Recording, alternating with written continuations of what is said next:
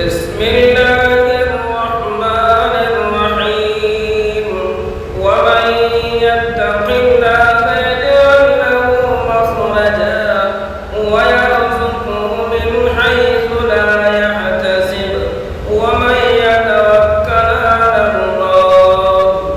فرمائے کہ جو شخص بھی اللہ سے ڈرے گا اور وہ شخص اگر کسی پریشانی میں، دکھ میں، تکلیف میں، مصیبت میں گرفتار ہوگا تو اللہ تعالیٰ ان کے لیے ان سے نکلنے کا راستہ پیدا کر دے گا.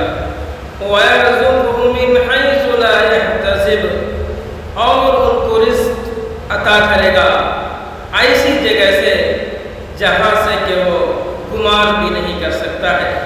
وَمَن يَتَوَكَّلْ عَلَى اللَّهِ فَهُوَ حَسْبُهُ، اور جو شخص اللہ پر توکل کرے گا، یقین رکھے گا تو اللہ تعالیٰ ان کے لیے کافی ہے. میرے محترم بزرگ اور دوستو، ہر چیز کا دار و مدار تقوی پر ہے، اللہ پر یقین پر ہے. اللہ پر یقین جتنا ہمارا پختہ ہوگا، اللہ تعالیٰ کے خزانے سے ہم کو لینے میں اتنی ہی آسانی ہوگی. شرط یہ ہے کہ اللہ پر یقین ہمارا، ایسا نہ ہو کہ تھوڑا یقین اللہ پر ہو اور تھوڑا یقین غیر اللہ پر ہو، یعنی اللہ کے علاوہ پر ہو. ہم اللہ سے ہونے کا یقین اپنے دل کے اندر، اپنے دماغ کے اندر پیدا کر لیں گے تو انشاءاللہ دنیا بھی آسان، آخرت بھی آسان. لیکن شرط یہ ہے کہ ہمارا جو بھی کام ہو اس پر اللہ پر بھروسہ ہو، اللہ پر یقین ہو.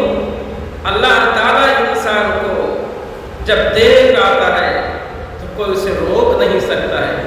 اللہ کا بندہ اللہ کے راستے میں خرچ کرتا ہے تو گن کر کے خرچ کرتا ہے، مگر اللہ تعالیٰ جب اپنے بندے کو دیتا ہے بغیر گنے ہوئے، بغیر ناپے ہوئے، بغیر تولے ہوئے ان کو عطا کرتا ہے.